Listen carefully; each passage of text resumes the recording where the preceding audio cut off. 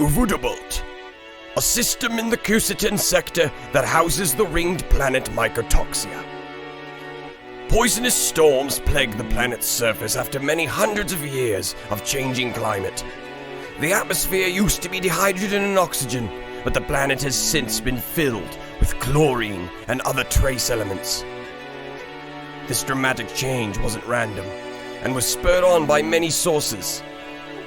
But regardless of the source, its effects on the wildlife is still dramatic. In its gaseous, spore-filled clouds, we find quite a sad sight. A large beast with white scales on its back and a red coloration. It quickly stands out in the vast green storm that rages on the planet's surface. This is a Rubicanthosaurus, specifically Platithorax, the armored Rubisaur.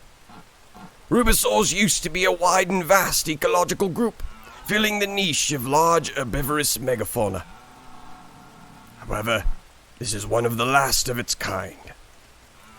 Thanks to the many fungi species on the planet, the air is full of toxic spores.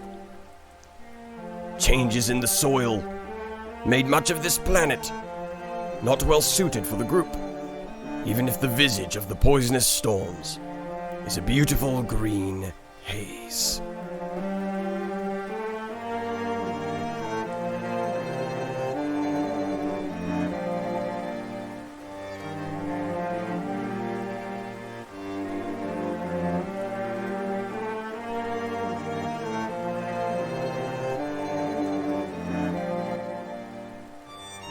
But the conditions on Mycotoxia are perfect for something like this.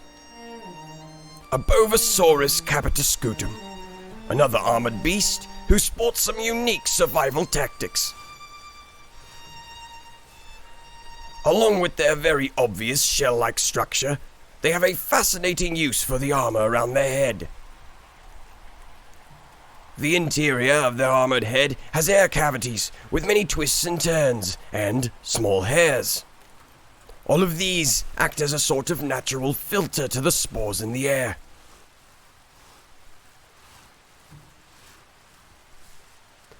Similar to a gas mask, but wholly unique to this beast.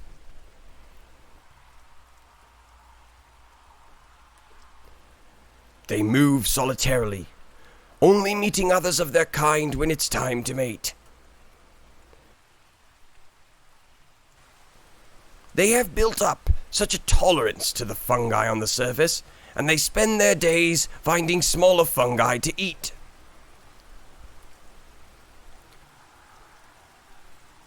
Their size, in comparison to the Rubisaur, is much more suited for the environment as well.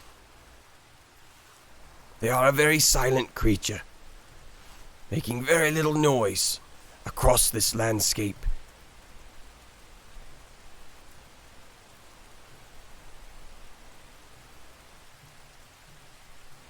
The day is ending. And so too the sun moves beyond the horizon, darkening to the night, which will prove helpful to the most destructive creature on Mycotoxia. As toxic rain falls, a large number of very, very strange creatures emerge from underground. Terminites, an arthropod-like creature that has been changing the planet's surface for the past 2,500 years or so, as far as scientists can tell. They are gigantic and destructive when building their nests, as their size allows for entire mountains or mountain ranges to be overrun with a single nest. Slowly, these strange, evolved beasts are turning the entire planet into their nest. It is no wonder that the Rubisaur is struggling to survive.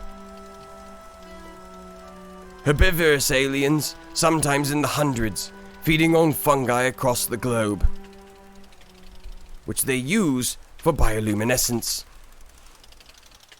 Although quite an impressive display, this male Bovosaur doesn't seem to be afraid, as it knows it's not their prey. The chittering sound of the Terminites overruns the night.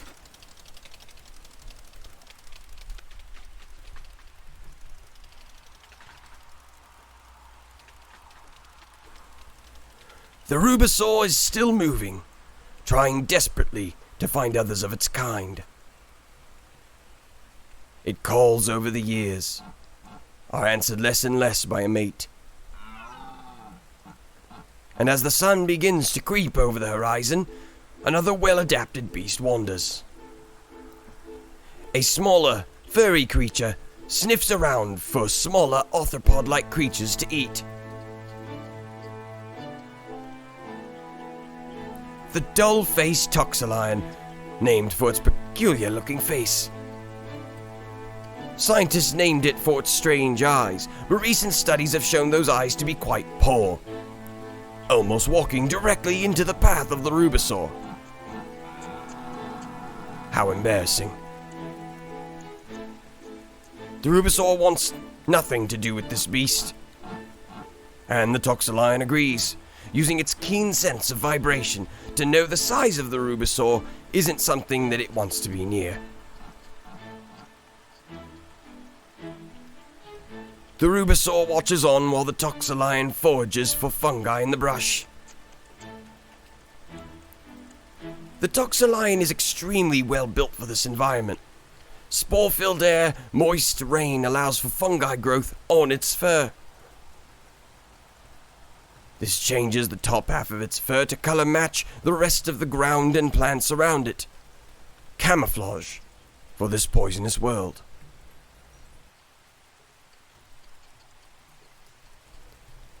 They are otherwise calm animals, but solitary. Social groups meet to mate, but not for much else. As with many of the other creatures on Mycotoxia, this just is the way you survive.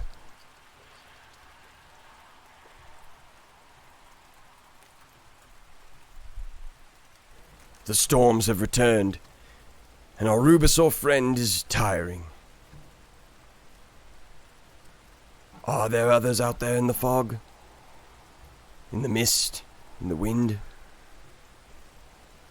Perhaps. But it may end up being a fruitless search. The Rubisaur is a relic of an ancient era. An era that is reaching its end.